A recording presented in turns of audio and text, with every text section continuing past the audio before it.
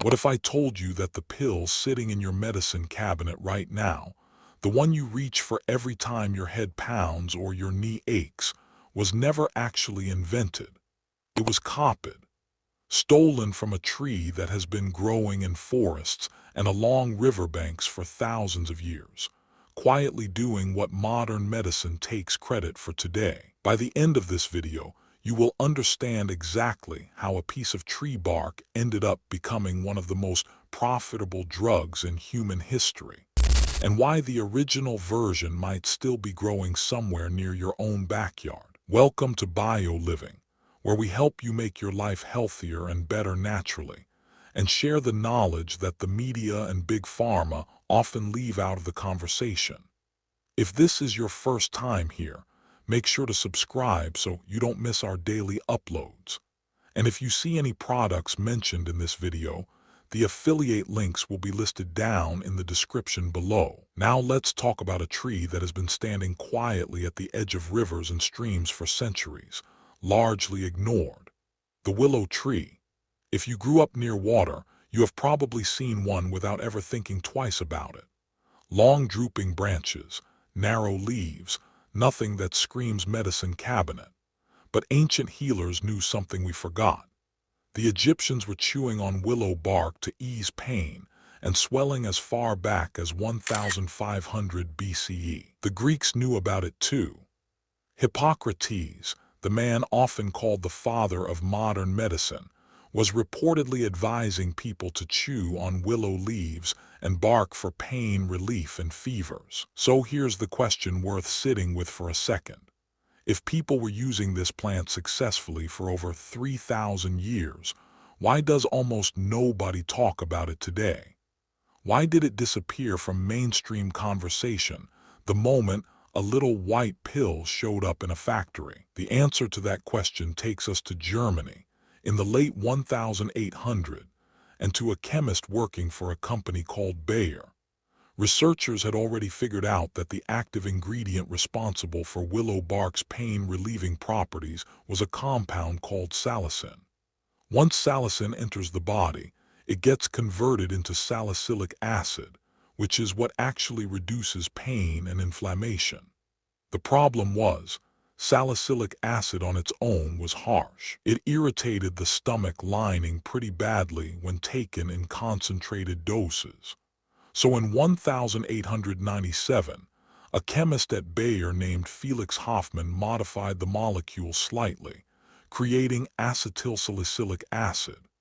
That synthetic, chemically altered version was eventually branded and sold as aspirin. And that is where things get interesting, because from that point forward, the natural plant version of this remedy slowly faded out of mainstream medical textbooks, not because it stopped working, but because you cannot patent a tree. You cannot put a willow tree behind a paywall and charge people for it every single month. A synthetic, lab-altered molecule, on the other hand, can be patented, trademarked, and sold at scale. Once aspirin hit the shelves, the natural version of the remedy it was based on quietly got pushed into the background of history, even though people had been safely relying on it for thousands of years before that. Now let's talk about why this matters beyond just the history lesson, because this is where the real story is. When you take a synthetic aspirin tablet, you are getting a single isolated compound, just acetylsalicylic acid and nothing else. But when you consume willow bark in its natural whole plant form, you are not just getting salicin. You are getting an entire matrix of plant compounds working alongside it. Things like flavonoids and tannins, which some research suggests may work together with salicin in a more balanced, gentler way inside the body. This is sometimes referred to as the whole plant synergy effect, where nature bundles a primary compound together with supporting compounds that may help buffer some of its harsher effects. This is actually a big part of why some people report that concentrated synthetic aspirin can be harder on the stomach lining over time, sometimes even contributing to irritation or ulcers with frequent use.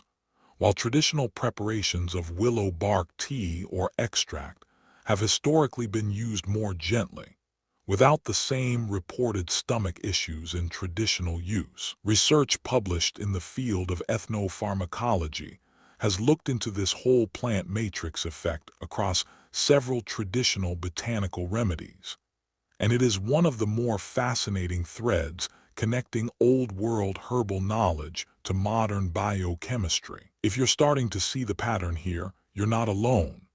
This is something we explore constantly on this channel. Moments in history where a natural remedy that worked perfectly well for centuries suddenly got replaced by something synthetic, something patentable, something profitable. And speaking of exploring these patterns, if you are someone who is genuinely interested in natural medicine, and you have ever looked at your monthly prescription costs and wondered exactly what you are paying hundreds of dollars for, we actually put together a complete research book on this exact subject. It's called The Natural Pharmacy, and it walks through how you may be able to support your body naturally over a 100-day period using documented traditional remedies like the one we're discussing right now. You can find the link to check it out on our website, which is listed in the description box below this video. Now let's get back to the willow tree, because there's more to this story. Interestingly, willow bark is still recognized today, not as a forgotten folk remedy, but as an actively studied botanical. Several modern clinical studies have specifically looked at willow bark extract for supporting joint comfort and general everyday aches, particularly in older adults dealing with normal wear and tear discomfort. A number of these studies have shown promising results for mild to moderate discomfort, though researchers are usually careful to note that more large-scale studies are still needed to fully understand long-term use and optimal dosing. Some European countries never actually phased out willow bark from their pharmacies. It's still sold there today as a standardized herbal extract, sitting right alongside conventional pain relief options. So why don't more people in other parts of the world know about it? Well, once a synthetic version exists and becomes wildly profitable, there's very little financial incentive for a company to fund research or marketing around a tree that anyone can grow in their own backyard for free. This is a pattern you will notice again and again if you study the history of natural remedies. It's not that the natural version doesn't work, it's that promoting it doesn't generate quarterly earnings reports. Now, if you are thinking about growing your own willow tree, here is something interesting for the gardeners and homesteaders watching this. Willow trees are incredibly hardy, they grow quickly, and they thrive near moisture, which makes them a great addition if you have a pond, stream, or even just a low-lying wet corner of your property that struggles to grow anything else. Historically, the inner bark of young branches was harvested, dried, and either chewed directly or steeped into a bitter tea. Some traditional preparations also involved simmering the bark for a longer period to draw out more of the active compounds. That said, because willow bark does contain compounds chemically similar to aspirin, it's especially important that anyone who is sensitive to aspirin, on blood-thinning medication, or dealing with any existing health condition speaks with their doctor before trying anything like this. This is exactly the kind of overlap between nature and pharmaceuticals that makes professional guidance so important, not optional. What I find most fascinating about this whole story is not just the science, it's the timing of it. Willow bark was quietly replaced right at the exact moment the modern pharmaceutical industry was being born.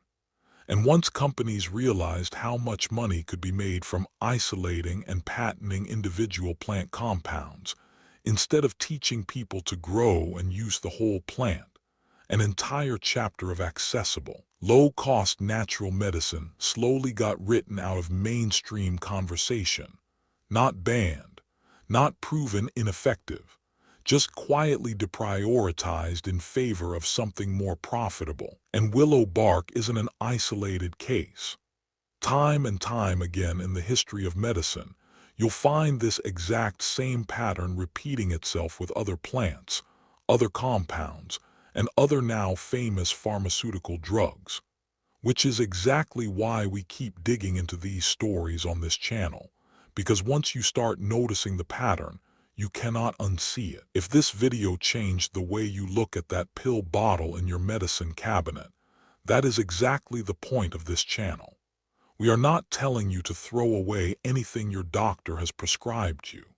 We are simply here to shine a light on where these remedies actually came from, and to remind you that nature has been quietly running its own pharmacy long before any of these companies existed. Before you go, one more time, this is not medical advice.